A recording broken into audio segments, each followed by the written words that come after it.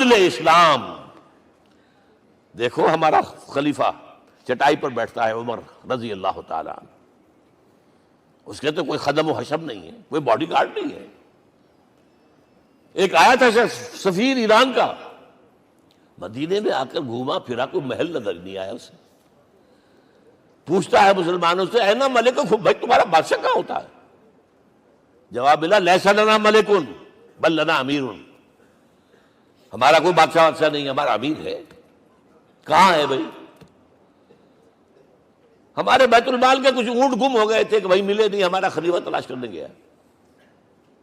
اب اس نے کسی کو لیا ہوگا، آئیڈینٹیفائی کر سکے، ڈھونڈ کر جا کر ایک جگہ دیکھا، دھوپ تیز ہو گئی تھی، حضرت عمر تھک گئے تھے، لہذا ایک درخت کے سائے میں اپنے کوڑے کا تکیہ بنا کر لیٹے ہوئے استراحت فرما رہے. کوئی خادم نہیں، کوئی خدم و حشم نہیں، کوئی باڈی گارڈ نہیں.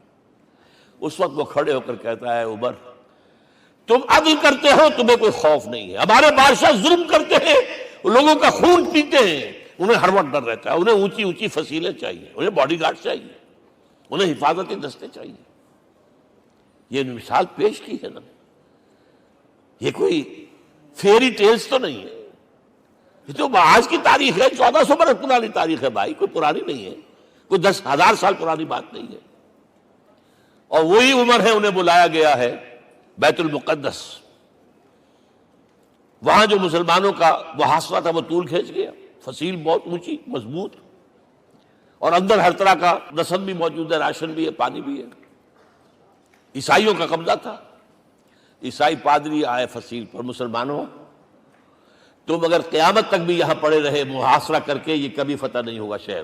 ہاں یہ فتح ہونا ہے، ہماری کتابوں میں ہے، لیکن ایک درویش بادشاہ کے ہاتھوں فتح ہوگا. تمہارے اندر ہمیں وہ درویشی نظر نہیں آ رہی.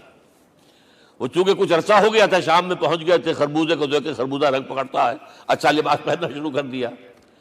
اور وہاں تھے امین هذه الامہ ابو عبیدہ بن الجراح رضی اللہ تعالی عنہ، یکی از عشرہ مبشرہ. ان کا فوراً کلک کیا، یہ بادشاہ مدینے میں بیٹھا ہوا تو ہے. یہاں سے ریکویسٹ کی گئی ہے آپ تشریف لائیے.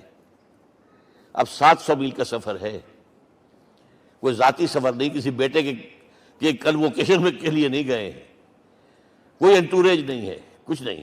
ایک اونٹ، ایک خادم، اور اسی اونٹ پر راستے کا راشن، لہذا ایک آدمی بیٹھ سکتا ہے. اب ایک منزل خلیفہ اوپر تشریف فرما ہے اور خادم ہاتھ پکڑ کر آگے چل رہا. اگلی منزل خادم اوپر بیٹھا ہے اور خلیفہ ہاتھ پکڑ کے آگے چل رہا ہے. جب آخری منزل آئی ہے تو باری ہو گئی اس خادم کی. اس نے ہاتھ جوڑ دیے، خدا کے لیے لوگ دیکھیں گے، مجھے ماریں گے، تمہیں شرم نہیں آئی؟ خلیفۃ المسلمین جو ہے وہ آگے آگے تمہارے چل رہے تھے، تم براجمان تھے. حضرت عمر نے ڈانٹ پلائی، اب دوڑو نہیں، باری تمہاری ہے. وہ بیٹھا ہوا اوپر، حضرت عمر پھنکیل پکڑ کر آ رہے ہیں، اور بیچ میں کہیں کیچڑ آ گیا تھا، جوتیاں بھی ہاتھ میں پکڑی ہوئی ہیں. اب وہاں آتے ہی انہیں لے جایا گیا فصیل کے سامنے. انہوں نے اوپر سے اپنی کتابیں دیکھیں، ہاں یہی ہے درویش بادشاہ. یہ فتح نہیں ہوا تھا یروشلم، یہ ایک صلح کے طور پر انہوں نے دیا ہے، کھول دیا، آ جاؤ. اور انہوں نے شرط رکھوائی تھی کہ کہیں یہاں یہودیوں کو آباد نہیں ہونے دیں گے آپ. حضرت عمر نے اتنی رعایت کی تھی یہودیوں کے لیے کہ وہ یہاں آئیں، اپنے مقدس مقامات کی زیارت کر کے جا سکتے ہیں، لیکن یہاں سیٹل نہیں ہو سکتے. اس لیے وعدہ تھا. یہ وعدہ جو ہے سلطان عبدالحمید خان تک چلا ہے.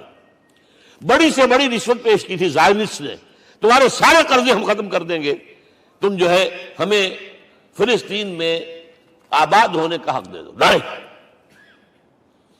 جو معاہدہ عمر کا تھا اس میں کوئی ترمیم نہیں کر سکتا. تو یہ مثالیں ہیں جو پیش کی گئی ہیں. میں تو کہا کرتا ہوں، جب میں نے پڑھا تھا کہ